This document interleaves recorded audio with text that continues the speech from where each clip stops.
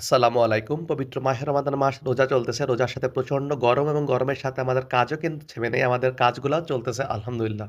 এখন বর্তমানে ফসলের একটা ভরা সিজন। এখন এই সিজনটাকে বলা হয় কাইতেন ফসলের সিজন। আমরা স্থানীয় ভাষায় কাইতেন ফসল বলে থাকি। বাংলা ভাষায় খুব সুন্দর করে রবি শস্য বলা হয়ে থাকে। এই সিজনে আপনারা দেখতেই পাচ্ছেন আমরা খেসারি বাড়িতে আনতেছি। খেসারি, মসুরি, রাই, সরষা, ধনিয়া, মসনে এই সবগুলো আসলে এই কাইতেন ফসলেরই অংশ। তো যাই হোক আমি আগেই আপনাদের বলছি ধানের সিজনে আপনারা দেখছেন যে আমরা কখনোই নিজেরা সব জমিগুলো করি না। আমাদের সব জমিগুলো বর্গা দিয়ে থাকে। সেখান থেকে আমরা ফসলের ৩ ভাগের ১ ভাগ অংশ নিয়ে আসি বাড়িতে। তারই ধারাবাহিকতায় আমরা আমাদের একটা জমির খেসারি বাড়িতে নিয়ে আসছি। আলহামদুলিল্লাহ দেখতে পাচ্ছেন খেসারিগুলোকে নাড়তেছি। খেসারিগুলো নাড়ার এক ফাঁকে আপনাকে দেখাচ্ছি। দেখতেই পাচ্ছেন এই যে আমাদের আম গাছে মাশাআল্লাহ অনেক সুন্দর মুকুল হয়েছে এবং কিছু, কিছু গাছে গুটিও চলে আসছে আলহামদুলিল্লাহ। তো দেখতেই পাচ্ছেন আলহামদুলিল্লাহ প্রচুর পরিমাণে এই বছর আমের মুকুল হইছে। আসলে এই জীবনটা খুবই কষ্টের এবং কঠিন। অনেকে মনে করে যে খুবই আরামের রোজা অবস্থায় এই যে প্রচন্ড গরমের ভিতর মাঠ থেকে এই ফসলগুলো বাড়িতে আনা, এই যে কি কষ্ট তা আসলে বলে বোঝানো যাবে না।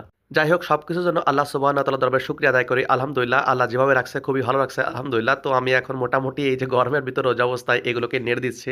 এই গরমের ভিতর এই কাজগুলো করতে যেয়ে আমার গলাও বসে গেছে এবং প্রচন্ড করে ঠান্ডা গরমও লেগে গেছে আজকে। তো এজন্য দেখতে পাচ্ছেন গলাটা আমার বসে গেছে।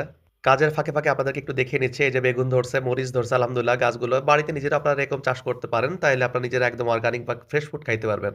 তো আজ এ পর্যন্তই কাজ আমাদের চলতেছে। এভাবেই চলুক আলহামদুলিল্লাহ। সবাই আমাদের জন্য দোয়া করবেন যেন আল্লাহ সুবহানাহু ওয়া তাআলা আমাদের রহমত এবং বরকত দ্বারা পরিপূর্ণ করে দেয় এবং আমাদের প্রত্যেক কাজে বারাকা দান করে। আমিন। সবাই ভালো থাকবেন। আসসালামু আলাইকুম ওয়া রাহমাতুল্লাহ।